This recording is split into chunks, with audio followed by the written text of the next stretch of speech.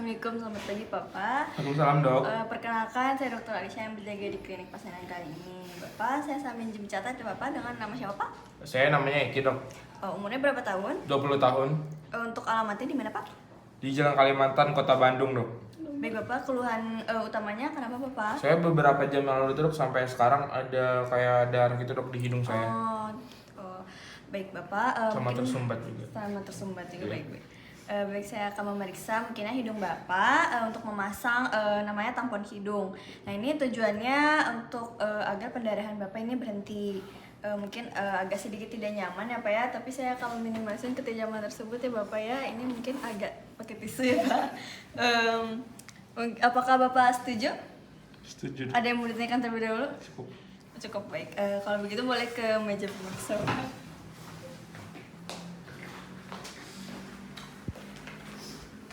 Baik, sebelumnya kita persiapkan alat dan bahan terlebih dahulu. Ini ada hand glove, ada masker steril harusnya, lalu ada hand lamp, ada pinset, lalu ada spekulum, lalu ada spatula, ada kasa, pinset, sama ada Ciclopine spray atau anestesi spray.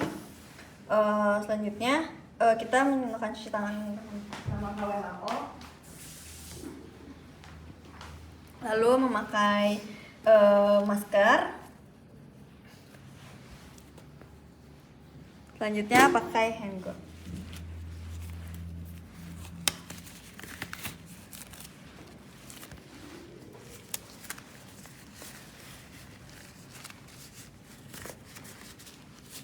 Lalu memakai headlamp.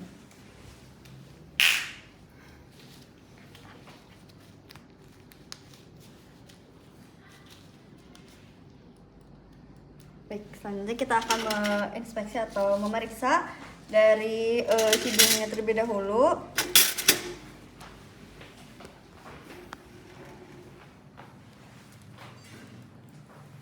Kita lihat hidungnya. Apakah ada mukosa nasi, dari mukosa kafum nasinya apakah ada hiperemis atau tidak, lalu di septum kafum nasinya apakah deviasi, lalu dari kongka nasalis superior media dan inferiornya apakah ada hipertrofi atau tidak, lalu apakah ada benda asing juga, lalu kita lihat sumber pendarahan pada hidung dan nasofaringnya. Kalau ada korpal, lakukan ekstraksi korpal. Lalu kita akan melakukan pemasangan tampon epinefrin. Selanjutnya kita memakai Ciclopine spray.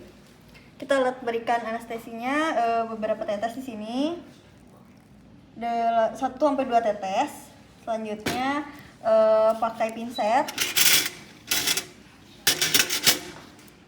Masukkan dan direndam. Setelah cukup kita akan masukkan ke dalam hidungnya.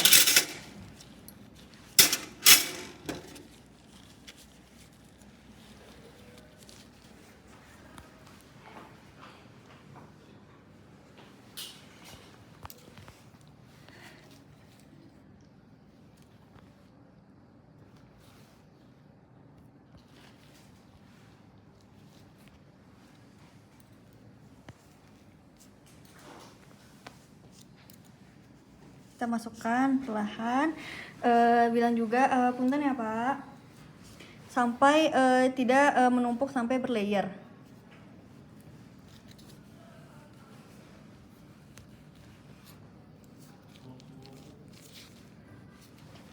Selanjutnya kita tunggu 3-5 menit, lalu kita akan cek juga untuk bagian nasofaringnya apakah ada masuk ke dalam tenggorokan, karena itu mengakibatkan efek muntah. Lalu kita tunggu sampai 1-3-5 menit. Lalu setelah itu kita cabut dengan gerakan memutar, dan kita lihat selama ini apakah ada pendarahan atau tidak. Apabila masih ada pendarahan, kita lakukan tampon anterior, yang dimana masih sama dengan prinsip yang sama, menggunakan anestesi juga, dan kita akan melakukan layering.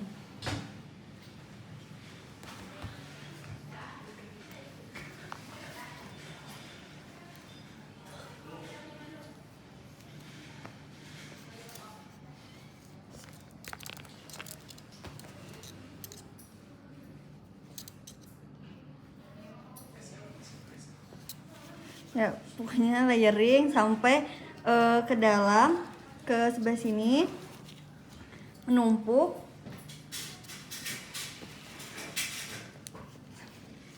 sampai menumpuk dan tidak boleh mengenai bagian orofaring karena nanti akan berefek muntah. Lalu yang harus diperhatikan itu kasa tidak boleh bergesekan dengan kolumella karena bisa mengakibatkan trauma. Lalu kita evaluasi juga bagian orofaringnya. Apabila ada kasa yang di daerah orofaring, kita harus ulangi prosedurnya. Lalu kita fiksasi tampon hidung dengan kain kasa dan plester.